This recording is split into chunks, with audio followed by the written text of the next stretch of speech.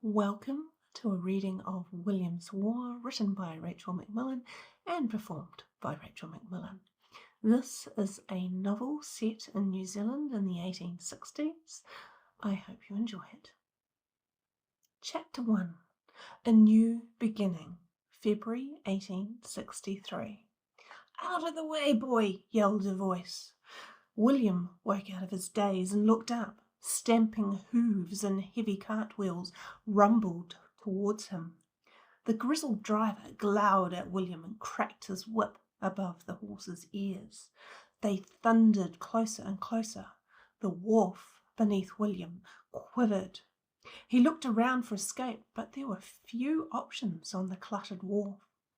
At the last moment, when he was sure he'd be crushed, he flung himself back and crashed down on his parents' trunk. The horses swept past him, close enough to smell their rank sweat. William rubbed his sore hip and watched the tray clatter on down Queen Street Wharf, through the throngs of sailors and dock workers unloading ships.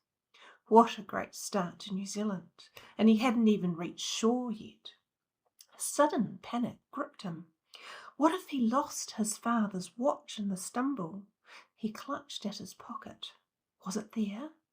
Then he felt the hard metal circle, safe in the cloth depths. Sick with relief, he fingered the familiar worn inscription on the back of the pocket watch.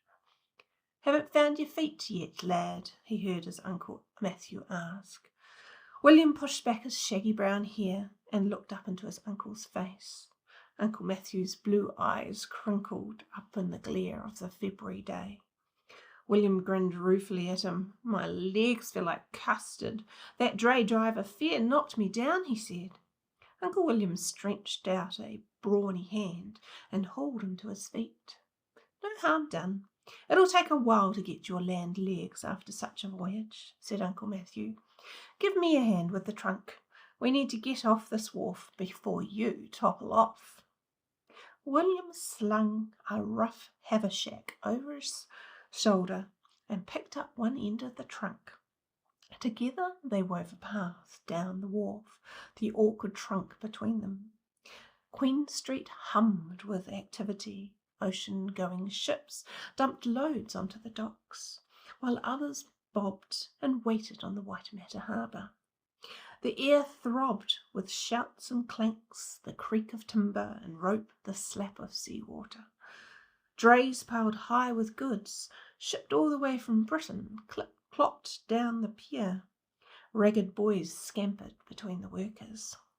A shout made William turn his head. "Father!" Then he realised it wasn't his father at all, just another dock worker. The hand gripping his heart squeezed a little tighter. For a few minutes he'd forgotten his pain in the joy of reaching land. No father, no family. He would never see his father, as all the rest of his family again. It was only William and Uncle Matthew now. It wasn't supposed to be this way. When father and mother decided to travel to New Zealand from Britain, they'd hoped to make a better life for their children. Uncle Matthew had decided to join them. It had all seemed such a great adventure. What none of them had expected was the sheer horror of those weeks and months on the ship in the steerage compartments, sailing halfway round the world, crammed in with numerous other families, with bad food, no privacy, and little sunlight. William, father, and Uncle Matthew had been lucky. With all able-bodied men and boys needed on deck for chores, they had escaped the belly of the ship. The memory of rough, sewn white bundles sliding into the sea caught William like a blow to the chest. They'd been a family of 6 at the start. Emily had been the first to die, and then baby James of the coughing sickness. Mother couldn't stop weeping after that. William thought she died of a broken heart. Father aged decades in a matter of days. Others on the ship tried to be kind, but they too were dealing with their losses. Then father was injured in that terrible storm when everybody on board thought they'd die. somewhere between Cape Town and Australia. He'd never recovered. William clenched his jaw. He felt Uncle Matthew's gaze. He couldn't meet it.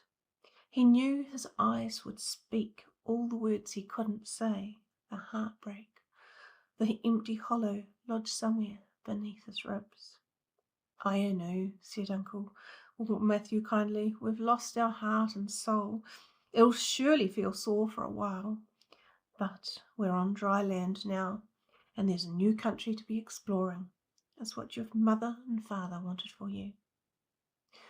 Stretching out behind the docks, Auckland sprawled before a jumble of ancient volcano cones pushing skyward like pyramids with their tops knocked off. Slapwood houses scattered over the hills, with new brick buildings grouped near the wharf.